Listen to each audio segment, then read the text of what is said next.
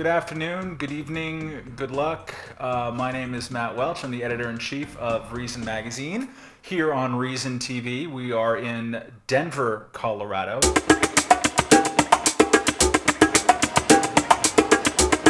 Covering the Democratic National Convention, which begins today, just a couple of hours earlier at the whatever they're calling the arena these days. I'm here with Reason's political dream team. To my right, we have Government Affairs Director Mike Flynn. To my left, our crack political reporter and columnist, Associate Editor Dave Weigel. And to his left, we have contributing editor and columnist to Reason Magazine, Tim Kavanaugh.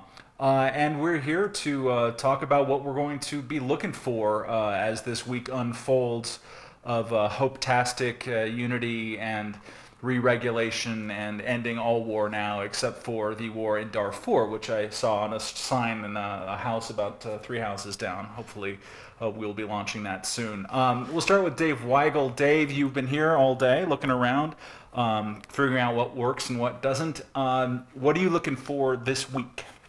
I'm looking for the level of confidence and euphoria among Democrats. The big story that I'm reading from every other news organization and reporter is the division between Clintonites and Obamaites.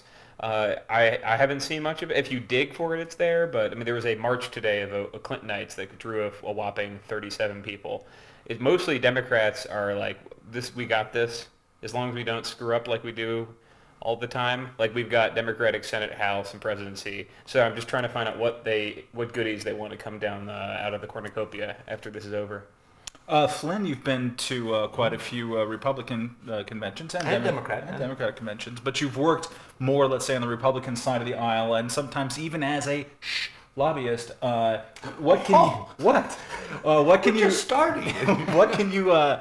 you tell us about something that you might intuit from the proceedings around here that the average schmo journalist wouldn't know? One thing I'm going to be looking for, especially from the special interest groups, is signs of fear. Because for months we've been looking at Obama coronation, that it was a foregone conclusion that he would win. In the last few weeks, you're starting to see signs and indications and people talking about this is actually going to be a campaign. This could actually be a late night, an election night. How would that manifest itself? Well, I mean, there are, in interacting with people, and the other thing I'm really looking for, actually, to be honest, because this is reason, are the parties. Because, when the Democrats came into control of Congress, they had all this talk about ethical standards. We're going to make the most ethical Congress ever. And they passed all these gift rules and all these bans. Well, then it turned out that the gift rules would have severely impacted the conventions. And so several weeks ago, something that was really not reported by the news, there was a series of rule reinterpretations. Just a few weeks ago. Just a few weeks ago. They reinterpreted the rules that would allow a lot of these events that we'll be going to throughout the week.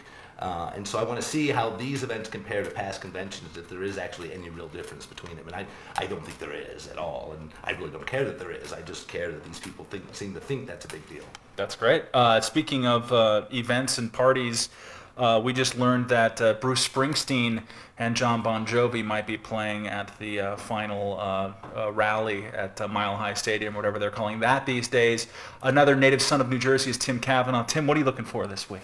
Well, I'm just trying to convince everybody that Darkness on the Edge of Town is where it all went south for the boss. And since then, I'm wearing the Nick Gillespie Memorial leather jacket. And as such, I feel that I sort of represent America. On the way in here, we spent about 15 minutes in the Diamondback state of Arizona, where I saw one Ron Paul sign and no John McCain signs. So I'm wondering what kind of campaign, since Mike mentioned it, we will see shaping up. It has been a coronation for Obama, and I think McCain's best card is that Americans hate hipsters, and that's where Obama has landed. And how square can he make himself over the next few days, I think, is going to be a big question, something to watch. He definitely has the Brooklyn vote. So he's trying to make himself square, and this convention is a lot more star and stripe and spangled in various patriotic colors. They're trying to turn his goofy story, they're trying to return his story to what it was in 2004, from the weird saga of a kid who lived in a bunch of countries to the ultimate, Horatio Alger tale. So this is a much cornier convention thus far that I've witnessed. Yeah. I find it fascinating comes up a lot. that where everyone's talking about elitism and arugula and all these kind of things, when Obama's story, as you mentioned, is more it's aspirational. It's it's the kid who done good and went to college and all this stuff. Whereas McCain comes from a family that had already aspired before him, and he both was born into and married into wealth, and yet Americans perceive him to be much less elitist, and those dynamics are going to be really interesting to play out as the week goes on. Well, with that, we'll be giving you more crack analysis like this as the week goes on, and taking some video footage, which we already started in the last couple of days, and of course getting back to you on the blog and elsewhere for Reason TV, and for Mike Flynn, Dave Weigel, and Tim Kavanaugh, and the unseen cameraman. I am Matt Welch. Thank you and good night.